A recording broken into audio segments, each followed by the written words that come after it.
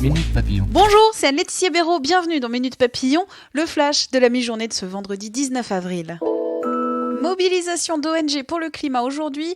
Des centaines de militants se sont déployés ce matin dans plusieurs lieux du quartier de la Défense. Cette opération, qualifiée de désobéissance civile de masse, vise à dénoncer, je cite, la République des pollueurs.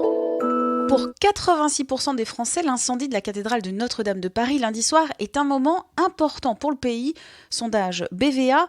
En première ligne, les pompiers. 20 minutes a recueilli le témoignage de l'un d'entre eux, l'adjudant-chef Jérôme Demey. En priorité, on a été au plus près possible du feu en anticipant les propagations éventuelles. Donc après, faut souffrir un petit peu, monter les escaliers en colimaçon jusqu'à arriver au dernier étage, ouvrir une porte, arriver sur un petit balcon qui fait une largeur de 1 mètre pour ensuite établir sa lance. Lorsqu'on a vu la flèche tomber, après on s'est dit que forcément la toiture allait partir dans son intégralité. Et donc la priorité, c'était vraiment la sauvegarde des œuvres, la sauvegarde des beffrois. Moi, la seule peur en tant que chef, c'est que j'ai un blessé. Donc à partir du moment où mes hommes et mes femmes travaillent en sécurité, il n'y a pas de panique après. C'est une fierté par contre d'avoir pu préserver le beffroi, car là par contre ça aurait été catastrophique. La suite de ce témoignage sur 20minutes.fr. SNCF, les retards et les annulations se sont multipliés l'année dernière. Conclusion d'un rapport annuel de l'autorité de la qualité de service dans les transports révélé par le Figaro.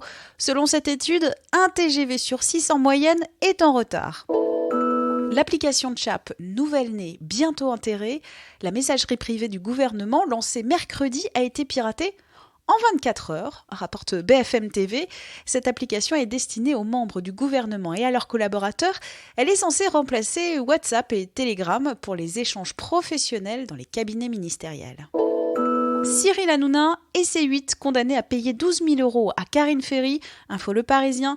L'animatrice de TF1 avait attaqué en justice après la diffusion de photos d'elle dénudée dans l'émission Touche pas à mon poste en octobre. Réclamant 1 million d'euros, elle avait dénoncé une campagne de dénigrement et un harcèlement moral. Minute Papillon, pour nous joindre, audio@20minutes.fr.